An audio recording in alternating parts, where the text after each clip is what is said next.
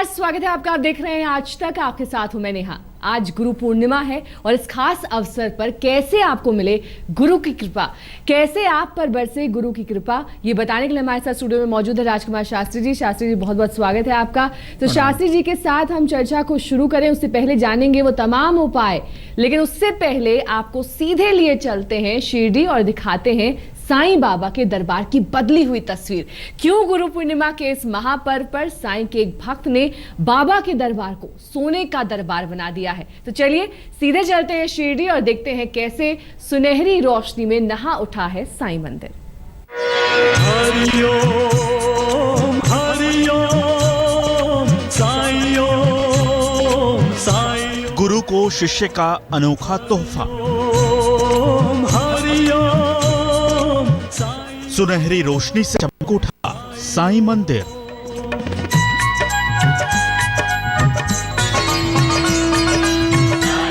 गुरु पूर्णिमा पर सोने का हुआ साईं दरबार।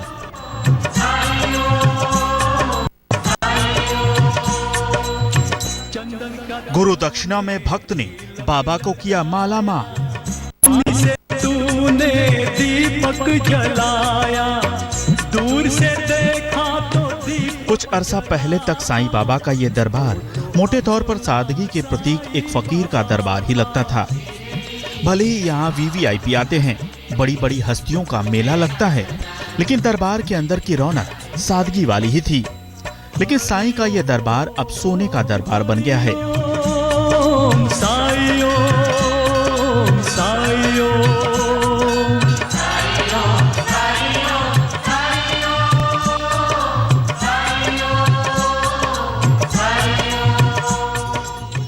जी हाँ, आज गुरु पूर्णिमा के मौके पर बाबा के भक्त ने साईं के रूप में अपने गुरु को दक्षिणा में सोने का तोहफा दिया है। साईं के दरबार को सोने का बनाने का जिम्मा उठाया है हैदराबाद के एक भक्त ने, जिनका नाम विजय कुमार है। बाबा के इस भक्त की इच्छा थी कि वो साईं बाबा को गुरु पूर्णिमा पर कोई तोहफा दे, जिससे वो बाबा की दी नेमतों का शुक्रिया अदा कर सके। और इसीलिए विजय ने बाबा की भक्ति का ये तरीका निकाला और पूरे साईं दरबार पर सोने की परत चढ़वा दी। आज गुरु पूर्णिमा है, बाबा का ये गुरु दक्षिणा के लिए हम हमारा फैमिली पूरा परिवार पूरा मिलके, हमारा मित्र लोग सब लोग मिलके ये गुरु दक्षिणा बाबा का गुरु पूर्णिमा के दिन नंदादीप, गुरुस्थान, महादेव मंदिर, विनायक मंदिर, शिव मंदिर, इनका घूमट के लिए सोना का पत्र चढ़ाया। शिरडी में अवतार रचाया। कारीगरों की महीनों की कड़ी मेहनत के बाद साईं बाबा के गुरुस्थान मंदिर के साथ साथ इसी परिसर में बने गणेश, शनि भगवान, महादेव मंदिर के साथ लेंडीबाग में स्थित नंदीद्वीप मंदिर में भी सोने की परत चढ़ाने का काम पूरा हो चुका है। और आज गुरु पूर्णिमा के इस महापर्व पर सुबह सवेरे भक्तों को बाबा के दरबार के इस नए रूप के दर्शन हुए। भाव धरे जो मन में जैसा, साईं का अनुभव हो वैसा। सुबह सवेरे सबसे पहले द्वारका माई से गुरुस्थान होते हुए समाधि मंदिर तक बाबा का जुलूस निकाला गया। उसके बाद साईं बाबा को मंगल स्नान कराया गया। मंदिर के साथ साथ बाबा पर भी सोने की चमक दिखाई दी। स्नान के बाद सोने के आभूषणों से बाबा का भव्य श्रृंगार कर आम भक्तों के लिए बाबा का दरबार खोल दिया गया है। सदा जो गावे, सो पल जग में शाश्वत पावे, सो पल जग में। ऐसी मान्यता है कि गुरु पूर्णिमा पर साईं बाबा अपने भक्तों को साक्षात दर्शन देते हैं, अपने भक्तों के हर दुख दर्द को सुनते हैं। तभी तो लाखों की तादाद में साईं भक्त बाबा के दर्शन करने के लिए शिरडी चले आते हैं।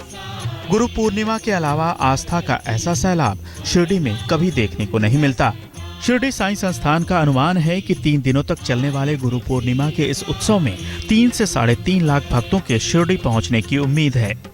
एक तरफ जहां बाबा के दरबार की ये बदली हुई तस्वीर भक्तों को लुभाएगी, वहीं साईं को गुरु रूप में मानकर पूजने वाले भक्तों का जमघट लगेगा।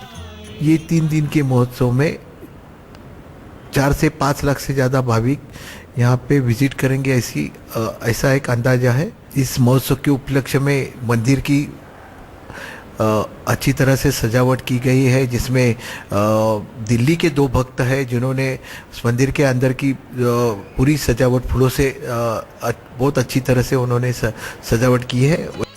वक्त के साथ साईं दरबार की शान और शौकत में इजाफा होता जा रहा है और भक्तों की सुख सुविधाएं बढ़ने के साथ साथ साईं भी मालामाल होते जा रहे हैं। ऐसे में गुम होते जा रहे हैं तो वो साईं जिनकी सादगी की मिसाल सब देते हैं, जो दूसरों का कष्ट दूर करने के लिए अपना सब कुछ न्यौछावर करने को तैयार रहते थे। शायद बदलते वक्त में लोगों ने फकीर साईं को सोने का साईं बना दिया है, तभी तो आज उनका दरबार भी सोने का हो गया है। नितिन मिराने, शिरडी आज तक। तो आपने देखी साईं बाबा की महिमा, कैसे लाखों श्रद्धालु उनके दर पर पहुंचते हैं माथा टेकने के लिए। लेकिन शास्त्री जी, यहाँ पर ये बताइए कि जो लोग साईं के धाम तक नहीं पहुंच पाते, शिरडी नहीं पहुंच पाते, लेकिन साईं को अपना गुरु मानते हैं, दिल से उनके भक्त हैं, ऐसे में कैसे करें उनका अनुष्ठान? जी देखिए, जहाँ पर साईं की बात करते हैं तो साईं की महिमा आज की स्थिति में देखें तो देश और विदेशों में भी उनका प्रभाव बढ़ रहा है। साईं बाबा को एक चमत्कारी पुरुष, अवतार अथवा भगवान का स्वरूप माना जाता है।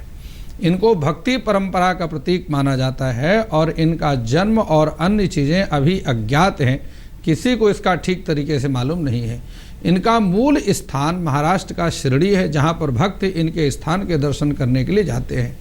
इनको हर धर्म में मान्यता प्राप्त है, हर धर्म के मानने वाले इनमें आस्था रखते हैं, इनकी पूजा उपासना करते हैं और बृहस्पतिवार के दिन इनका विशेष रूप से वार माना जाता है।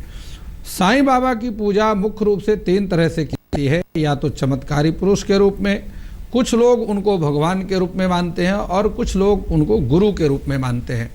गुरु के रूप में साईं बाबा की पूजा जो है सर्वोत्तम अधिक रूप से की जाती है और प्रायः लोग उनको गुरु के रूप में पूजते हैं। तो साईं बाबा की महिमा आपने जानी, क्यों साईं बाबा को लोग दूर दूर से पूजने आते हैं, क्या है उनका महत्व, लेकिन साईं बाबा की पूजा कैसे करी जाए, क्या है वो विधि विधान, ये बताएंगे शास्त्री जी। देखिए, जहाँ पर साईं की पूजा की बात करते हैं तो प्रायः कर्मकांड का नियम है कि प्रातःकाल स्नान करके पीले या सफ़ेद वस्त्र धारण करना चाहिए। इस दिन घर में प्रसाद बनाएं, हलवा, पूड़ी, चना, ये सभी साईं बाबा को बहुत प्रिय प्रसाद है। साईं मंदिर में जाकर के साईं स्तुति करें अथवा गुरु स्थान में उनका ध्यान करें, प्रार्थना करें कि साईं बाबा आप शिष्य रूप में स्वीकार करें। साईं बाबा को प्रसाद अर्पित करने के बाद निर्धनों में प्रसाद का वितरण करना चाहिए। प्रसाद बांटने के बाद स्वयं भी उस प्रसाद को ग्रहण करना चाहिए। अगर आप प्रसाद की व्यवस्था नहीं कर सकते हैं तो केवल गुड़ और चने से भी काम आपका चल सकता है। और साईं बाबा के जो मंत्र हैं उनकी बात मैं आपको बता दूं, जिनका जप गुरु पूर्णिमा पर करना बेहद रूप से लाभकारी है। उसमें सबसे पहला जो साईं का मंत्र है, ओम श्री साईं योगक्षेम वहाय नमः, और दूसरा मंत्र है ओम श्री साईं प्रीतिवर्धनाय नमः। इसके बाद तीसरा मंत्र है ओम श्री साईं जगतः पित्रे नमः। इसी प्रकार से ओम श्री साईं भक्त भय प्रदाय नमः।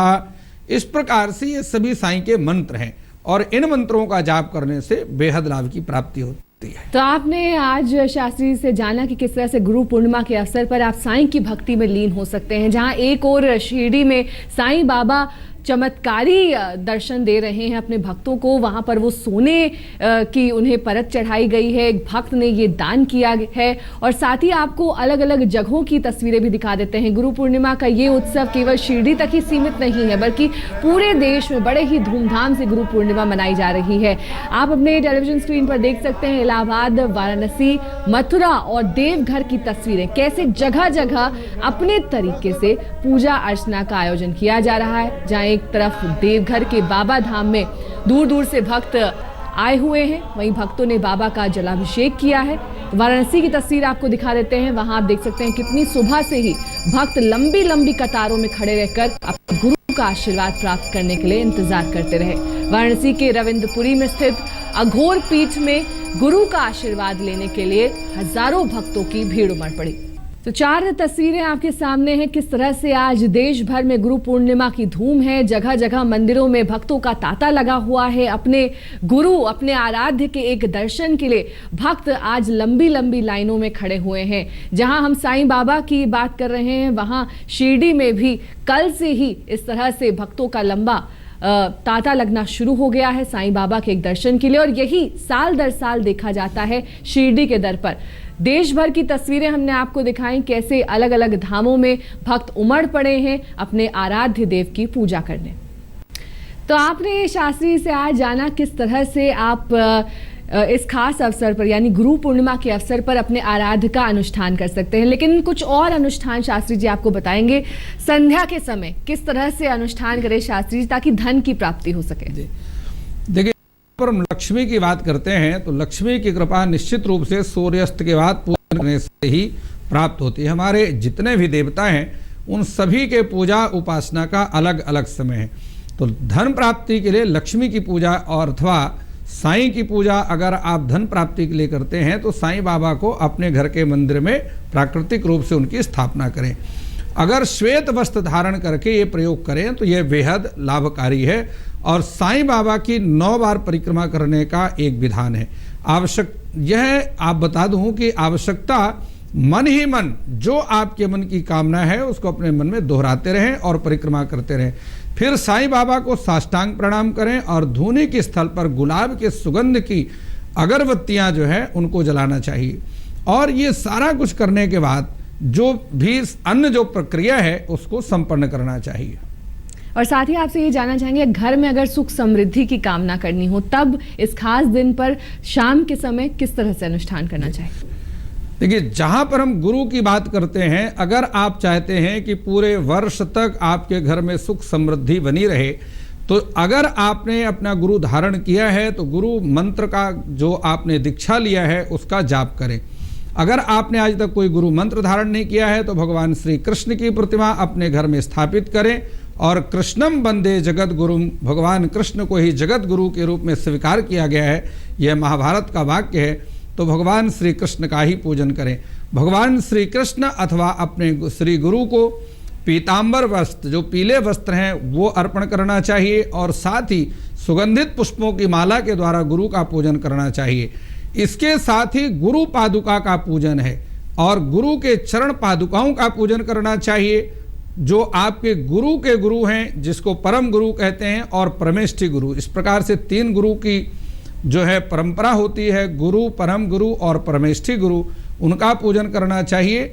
और पीले रंग का जो तिलक है अगर अथवा उसमें केसर मिला करके गुरु को जो है पूजन करना चाहिए। और गुरु का पूजन करके, क्योंकि हमारे धर्मशास्त्रों में मैं गुरु मंत्र की बात बता दूं कि अगर बेलपत्र के ऊपर गुरु मंत्र को लिख करके भगवान शिव पर आप अर्पण करते हैं तो इससे बेहद धन की प्राप्ति होती है और भगवान शिव की कृपा प्राप्त होती है। तो ये तो बात हुई सुख समृद्धि की, लेकिन जिन लोगों के घर में कलेश है, ऐसे में ग्रह शांति के लिए किस तरह से पाठ करना चाहिए या फिर अनुष्ठान करना चाहिए?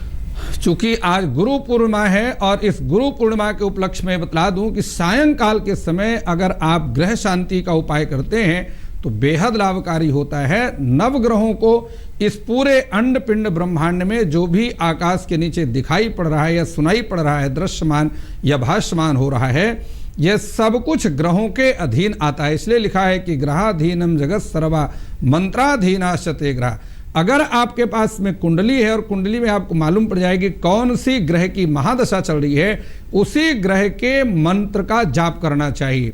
संभव हो सके तो उसके बाद उसका दशांश हवन करें और उसी ग्रह का दान करना चाहिए। यज्ञांत स्नान करने के बाद दान करना चाहिए। और अगर आपको मालूम नहीं है कि कौन से ग्रह की दशा चल रही है, कौन सा ग्रह आपका अनुकूल प्रतिकूल है, ऐसी स्थिति में नवग्रह स्तोत्र का पाठ करना चाहिए।